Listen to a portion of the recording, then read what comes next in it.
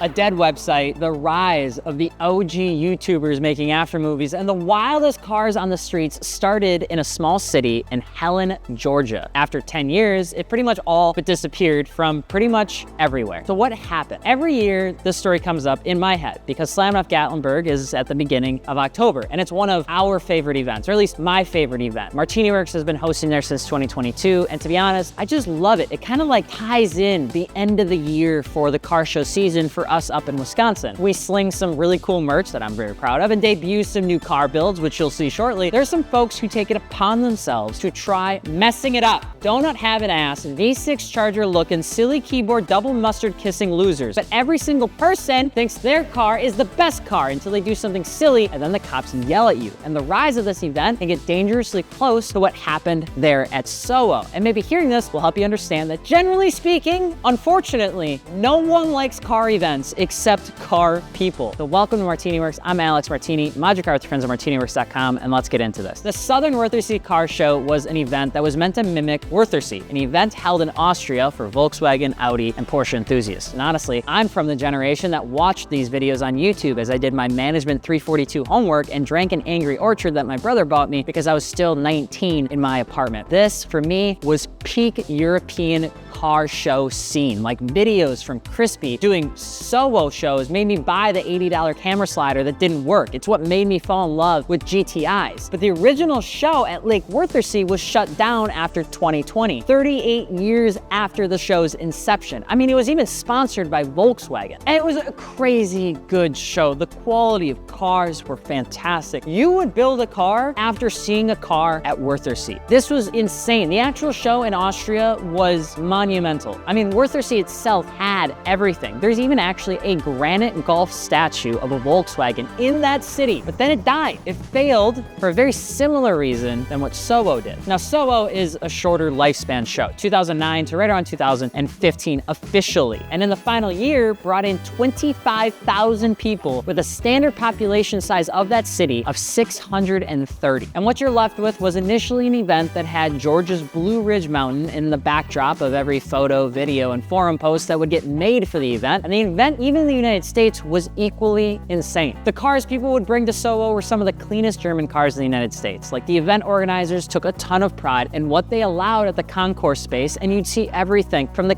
cleanest R32s, E30 M3s on HREs, and just the perfect patinaed Volkswagen, not poorly patinaed. Somehow they made it perfect. But that was the show. As the event of SoWo grew, so did the people who wanted to come to see the show, until eventually it turned into people wanting to be seen. Not car enthusiasts in the show, but people who would come to the city for the weekend. Now, we have something like that up here in Wisconsin, and it's called Automotion. It's been around for a very, very long time, and it's a classic car show that's held in the Wisconsin Dells. This show has grown tremendously, and over the past couple decades, it particularly has gotten more popular as the tuner culture started to get bigger and bigger in the 90s and into the early 2000s. Now, ultimately, this was a point where I would say I got personally involved in it because in the early 2010s, I started to host a car show during that automotive weekend called Wisconsin Modified. That show got shut down 2012 to about 2017. And SoWo got shut down after 2015 because the city claims that it just could not support the amount of people coming into the show. But usually these sort of things are pretty simple, right? The show says, hey, we can't host here, we can't get permits, and they say, okay, and they move somewhere else. And unofficially, there are successors to the SoWo show in Helen, Georgia. You can go to a bunch of different ones if you really want to, but that's not really what happened with this one particularly, because even though the show officially ended, the people who wanted to go there for a weekend of making it about them continued to kind of stay around. People kept going to this city for the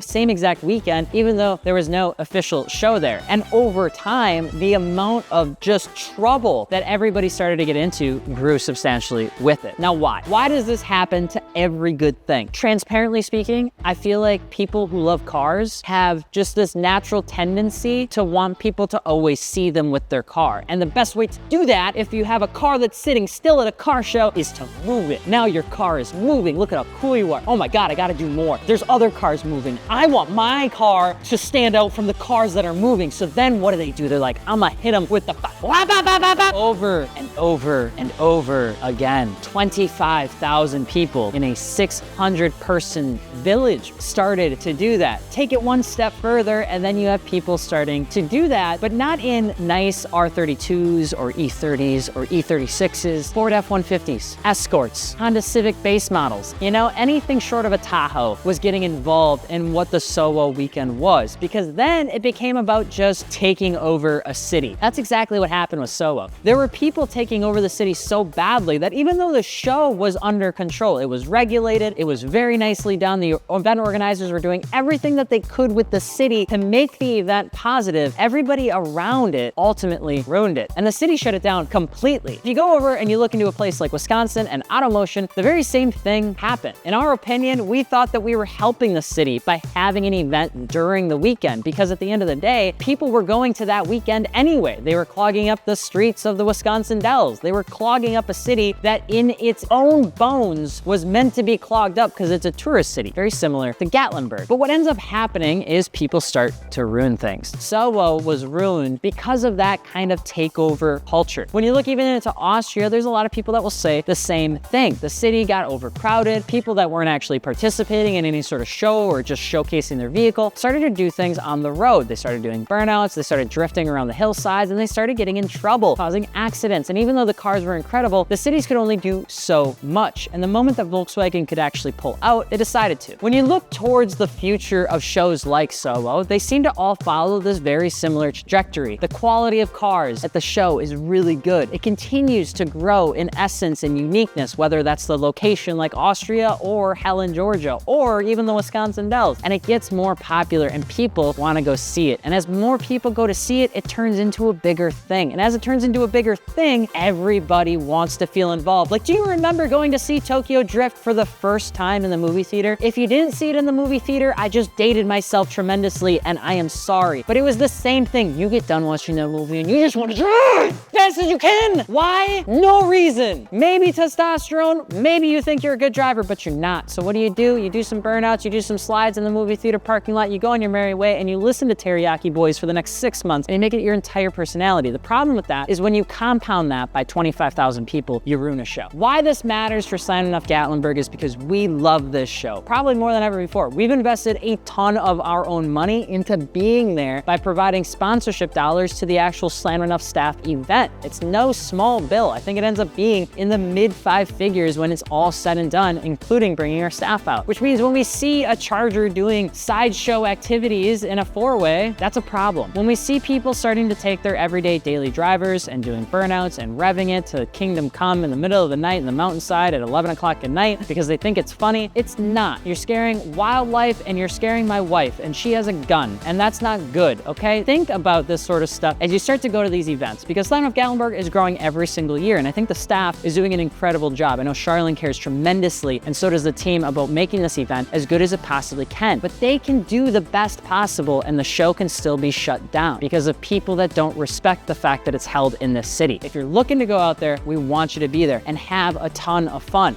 but be safe, be conscious and be respectful of the fact that transparently, you just being there is what it's all about. Experience the event. Don't make the experience about you. And I think you'll have a really good time. And if you do a sideshow in a V6 Charger and I don't have the front bumper on my car, just kidding, I'm not gonna do that. I can't, my cars don't even start. With that being said, let us know if you plan on going to Slammedenuff Gatlinburg and let us know if you actually went to one of the SoWos. I think I'm dating myself as I talk about this event, but it actually was a really incredible one. And I have to say, Crispy was probably one of the founding inspirations for me getting into YouTube when I used to watch his old movies. So with that being said, I hope you enjoyed. Don't forget to subscribe. And if you need car parts, mod your car at MartiniWorks.com. I'm Alex Martini, and hopefully I will see you all in a couple weeks.